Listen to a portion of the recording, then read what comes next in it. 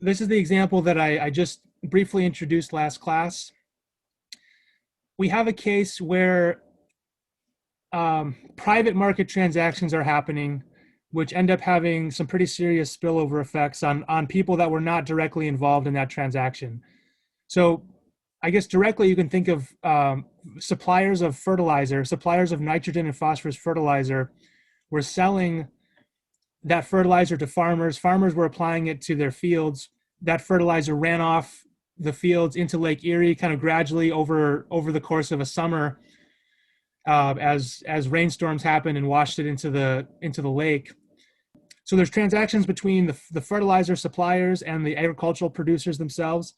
But there's also transactions happening, there wouldn't be a demand for that fertilizer if people didn't want the agricultural products that those farmers were producing. So really it almost, if you can trace it all the way back to the fact that people like to eat. The transactions between those farmers and us as consumers were really that's the private market transaction. But then in the course of that transaction, the farmers, in their desire to produce these products, they are leading to some of these spillover effects. So this nitrogen and phosphorus runs off into the lake, and it ends up rendering the drinking water of the city of Toledo undrinkable for about 3 days. And it caused some pretty serious effects. So here's a picture of Lake Erie. This is kind of the nitrogen and phosphorus. It leads to the rapid growth of algae in the lake, which does a couple of things. It eats up oxygen in the lake and can sometimes cause a lot of fish to die because they can't get enough oxygen to breathe. Also, the algae itself can sometimes produce toxic chemicals, which was the problem in this case. So you have like this area over here on the lake where you can see there's a lot of blue-green discoloration as a result of that algae springing up suddenly over the course of the summer as the nitrogen and phosphorus built up in the lake. So those effects, the fact that Toledo had to issue a do not drink advisory for an entire weekend in August, that was an external cost which was borne by people that were not directly involved in the transaction. They weren't directly the ones that were selling the fertilizer to the farmers. That was a private transaction, but it had some spillover effects on in this case, the entire city of Toledo. So restaurants had to shut down for the whole weekend.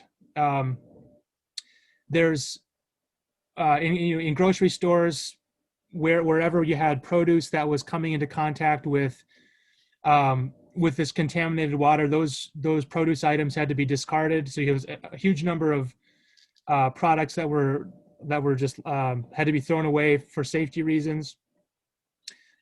People were scrambling to get bottled water. Sometimes, they were driving all the way into Michigan, from Ohio into Michigan, to try to get bottled water, and they would go and they'd stand in lines to get bottled water. So there's time costs. There's the inconvenience of having to try to get your water supply from somewhere that you're not used to getting it from. These are all the kinds of external costs that were associated with that phosphorus application, which was a kind of a private decision, a private transaction between the farmers and the suppliers of that fertilizer. So if we want to look at what to do about this, or how to evaluate the situation, a good first approximation is to do this welfare analysis. Now, we've already done a little bit of this. We've already looked at this a little bit in terms of calculating consumers and producers surplus. That was a kind of welfare analysis. We're looking at how well off producers and consumers can get as a result of being able to transact in the market with one another. And so you have these resources that suppliers are using, and they're transforming them into something more desirable that consumers want. They incur costs along the way. So the suppliers have a private cost curve, or private marginal cost curve. That was the supply curve that we looked at last class. The consumers, they have benefits that they get from being able to consume the products that those suppliers give them or sell to them. So there's private gain to be had by those consumers, and that's part of the welfare analysis. That's part of the benefits and costs that we want to take into account when we are evaluating market outcomes. So together, these supply and demand curves, these will, as we saw last time and the time before that, I believe, together those lead to an efficient quantity and price. Remember, the efficient quantity or the equilibrium quantity was the quantity that maximized the gains to the parties. It was the quantity at which all mutually beneficial exchanges already had taken place. It was also the quantity at which there was an equal,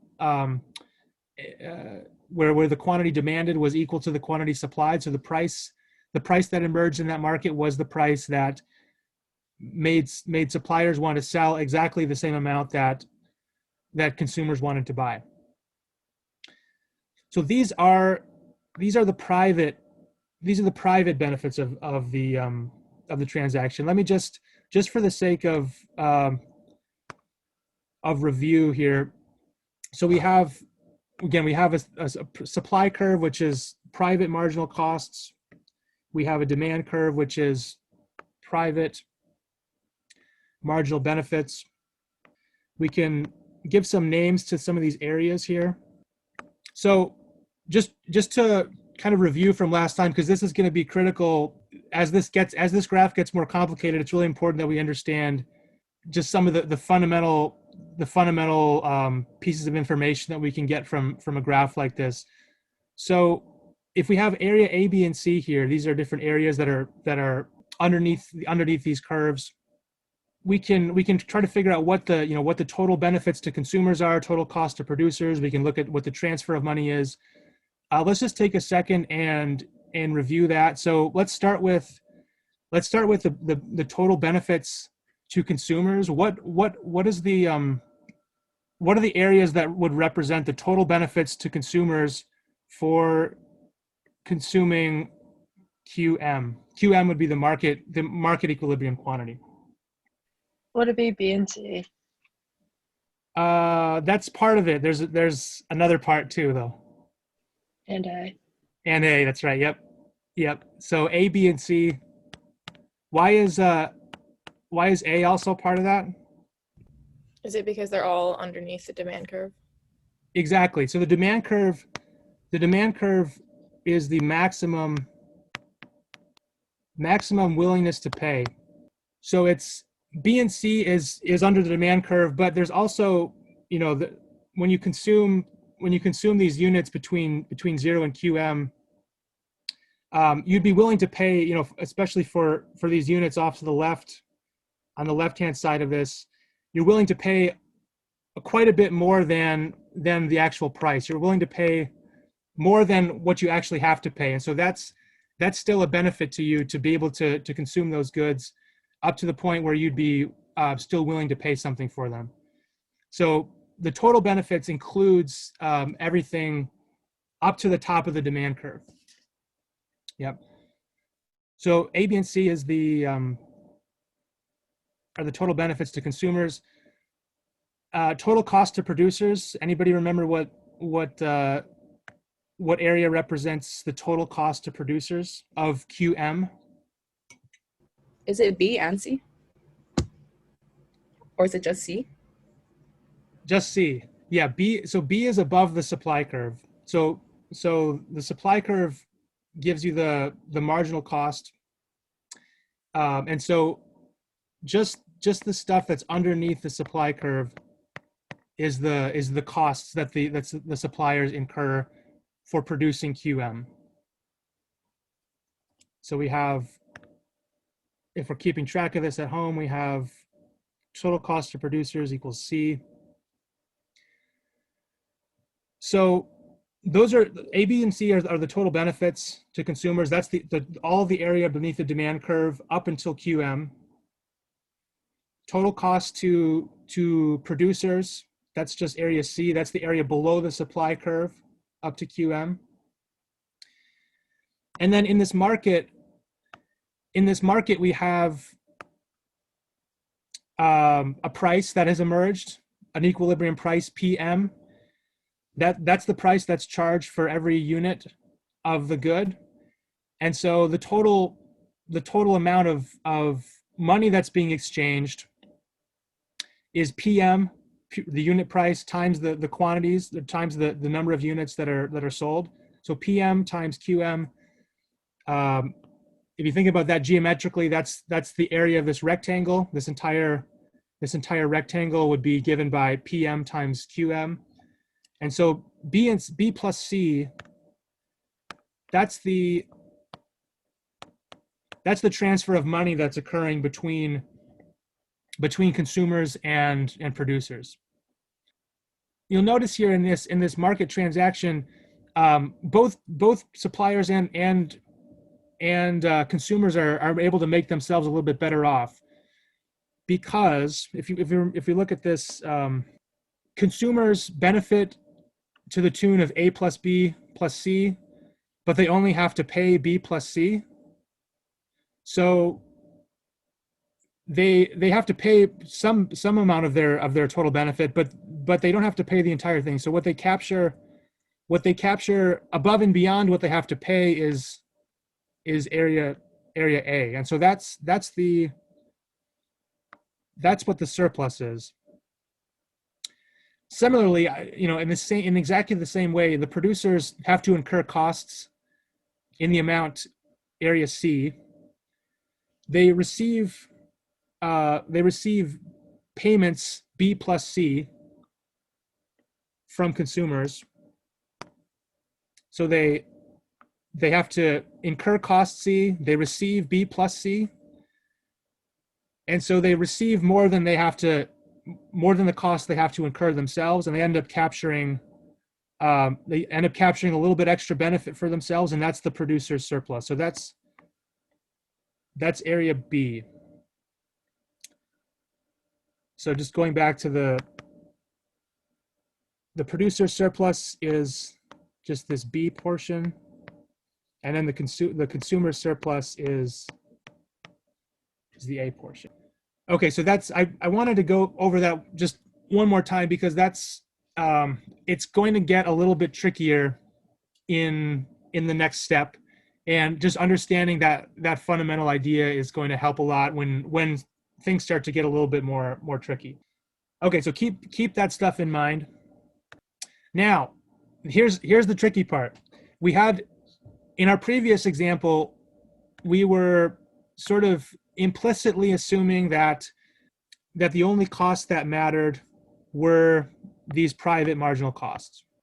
We were assuming that captured everything about the production of that good from society's perspective. The wrinkle comes in where we have these external costs. Remember, we had in the example of Toledo, Ohio, we had all the residents of Ohio having to go drive across state lines to get bottled water. They had to all those restaurants had to close for that weekend. The grocery stores had to throw away the produce that had come in contact with that contaminated water. That was not when the producers of the phosphorus fertilizer were making that fertilizer, they were not taking into account what that was going to do eventually to the residents of Toledo. So that's all to say that previous diagram we just showed with producers and consumers only captured the costs and benefits to the parties that were directly involved in that transaction. And so there's external costs, for the Toledo residents. There's also external costs in tons of other areas of life where one person's private consumption or production leads to unintended effects on other people. So you just think about, just to take an example of driving a car. So you budget for a car, you save up money, you buy a car. You're trying to evaluate whether that's a good choice for you, whether you are able to set aside enough money for that. You're considering what the value is to you of having that car. You're considering what your alternatives are. Is it okay? Am I able to walk enough places? Am I able to take public transportation or the subway or a taxi or something like that? You're trying to evaluate that choice for yourself, and you decide to buy a car, and then you fill up the car with gas and you use the car. That's a private transaction. But there's all kinds of effects on other people from using that car. So I just listed some of those here. We have the fact that if you're using an internal combustion engine, you're converting hydrocarbon fuel into water and carbon dioxide, and that carbon dioxide is going into the atmosphere and contributing to global warming. More immediately, you have accumulation of particulate matter and other substances like sulfur dioxide and nitrous oxide, which cause respiratory problems for residents of urban areas where you get a lot of driving. You can imagine some place like LA. You've maybe seen the pictures of the thick haze of smog that sits over the city over different time periods when there's not good air circulation. That causes a lot of health effects. And when you're deciding whether to drive on a given day, those are effects that you're having on other people that likely you're not taking into account when you decide to get in your car. So there's also there's lots of other stuff. There's acid rain, which is another byproduct of that sulfur dioxide. Other kinds of non-environmental externalities are the fact that when you get on the road, you're helping to make the road more crowded. Statistically, you're increasing the risk of accidents. Just the more cars you have on the road, the more likely it is that there's going to be an accident. You're producing some traffic congestion. You are slowing down the commute for other people by a small amount when you add your car to the road. Other things, there's the fact that you have a car. You didn't build the roads yourself, but the fact that you and other people are wanting to use the car to drive to various places, that's going to lead to the construction of roads, which could lead to land being paved over, maybe habitat being split up by a road, and wildlife aren't able to connect. Their habitat is sort of disjointed, and they're not able to sort of maybe traverse through a critical corridor that they used to be able to go through because of the road construction. And then there's also just chemicals that are used in the production of automobiles. So that's an example, along with the Toledo, Ohio example. These are some examples of these external costs from private decisions that we make as citizens and economic decision makers. So quantifying all this stuff is hard. So we have a zillion different ways that your actions affect other people. Putting numbers on that isn't impossible, but it's a very difficult empirical job. We can, however, even if we can't specifically pin down all the numbers, we can think about the problem conceptually and think about what, in principle, what would be a solution to this problem, or how could we analyze this problem and evaluate different alternatives. Ultimately, what we want to do is compare. We want to compare different states of the world, different choices, compare different policies.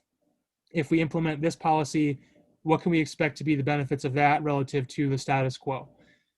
And so that's where the welfare analysis comes in. And so we're going to try to build into.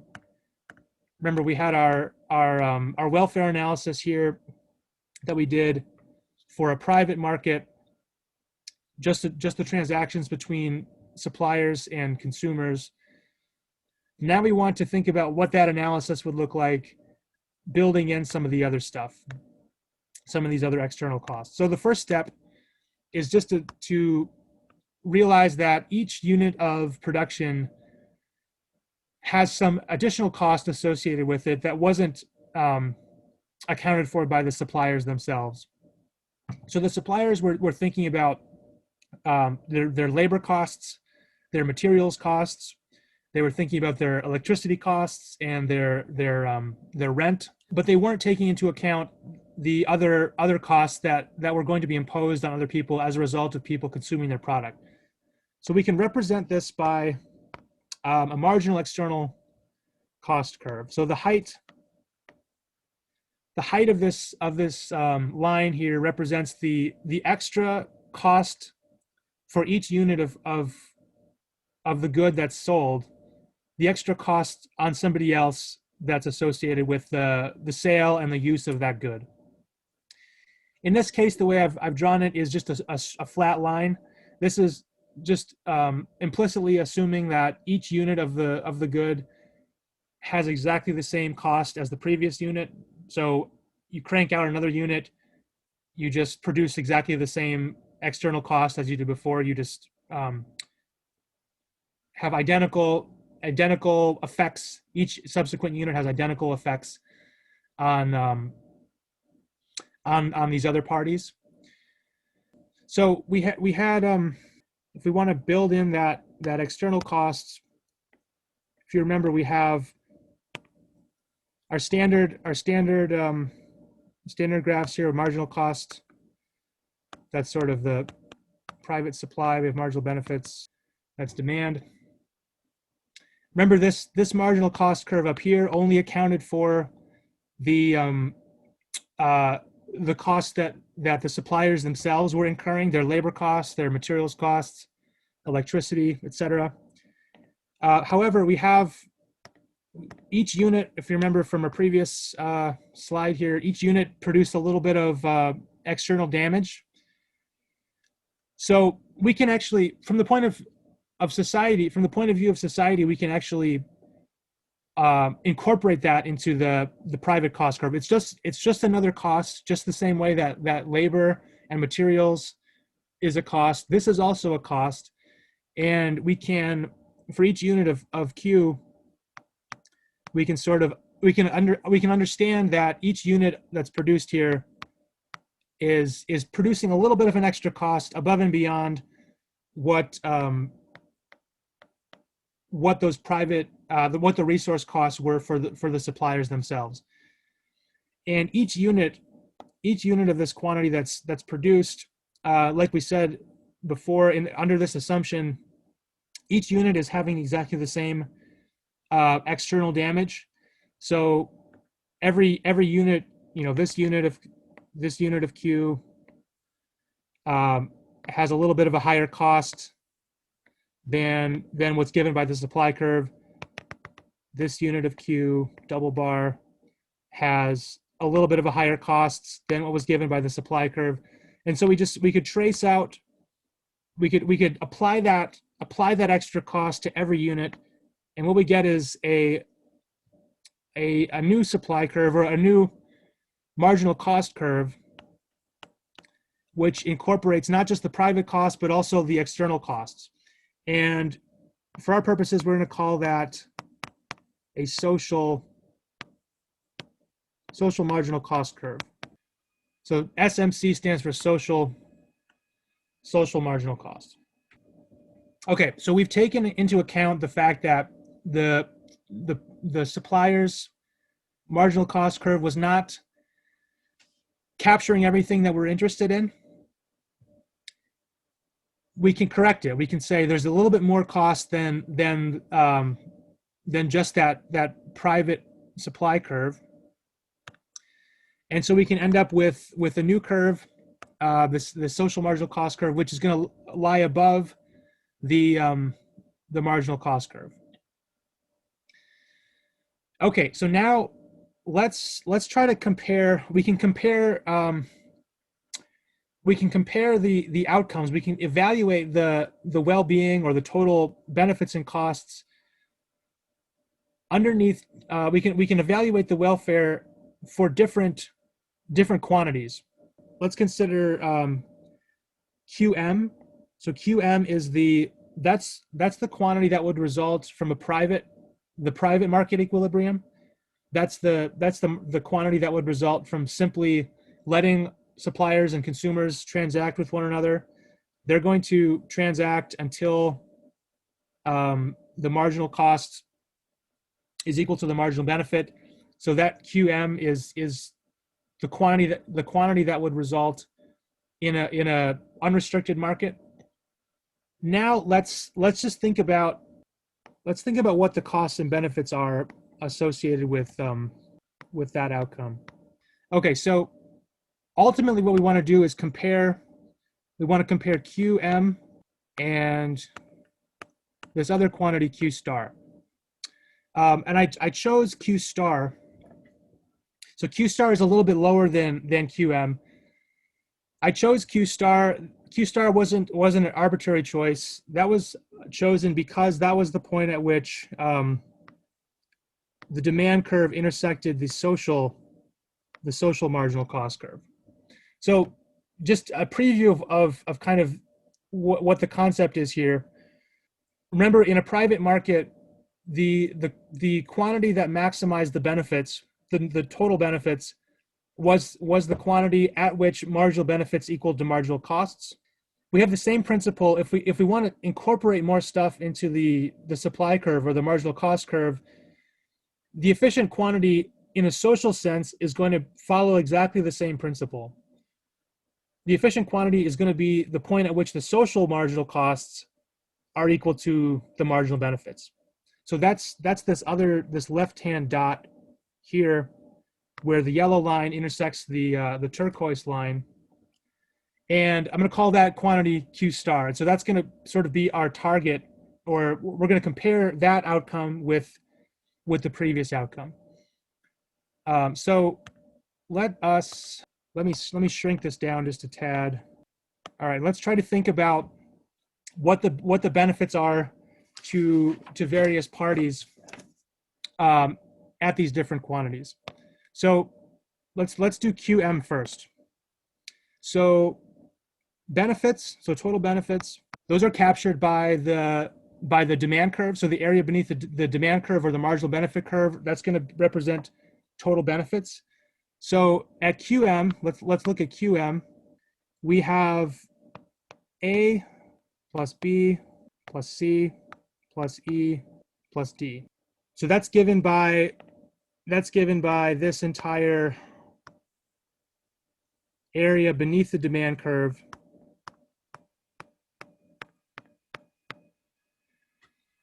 up until the quantity, the market quantity QM. That's the total benefits of producing QM. Okay. That's exactly what we did before. It's just the area beneath the demand curve between 0 and the number of units that are being produced. Okay, so now let's think about the private costs. Let's first consider the private costs. Total private costs. Again, we're going to apply the same logic that we did in the last in the analysis we did a few slides ago of the private market. So area beneath the supply curve are the private costs. So that's going to be given by C plus D. Okay, and then finally we have total external costs. And so those are the extra costs that are sort of above and beyond the supplier's marginal cost curve. So that's going to be represented by the extra area that's between the blue marginal cost line and the social marginal cost line. That's going to be the external costs. So that's B plus E plus F. Okay, so if we take inventory here, we have total benefits equal to A plus B plus C plus E plus D. Let's just take those benefits and let's subtract off the cost. So we have private cost equal to C and D, so we can scratch those off of the benefits. Those are benefits which get partially canceled out by the costs. We still have benefits A plus B plus E left over, and so we go down here to the external costs, and we'll notice that B and E are costs, which could get canceled out. So B and E are also canceled out. So these are all the areas which are both benefits and costs that sort of cancel one another out. And so we're left with, overall, we're left with something like A minus F. That's the net benefit of having QM. So that's the total benefits associated with QM. Eventually, what we're going to do here in a second is do the same exercise, except, oh goodness. All right, I cleaned that up most of the way. So, okay, so remember A minus F. A minus F was our total benefits, total net benefits. So benefits net of the private and social costs. A minus F was the value of those total benefits.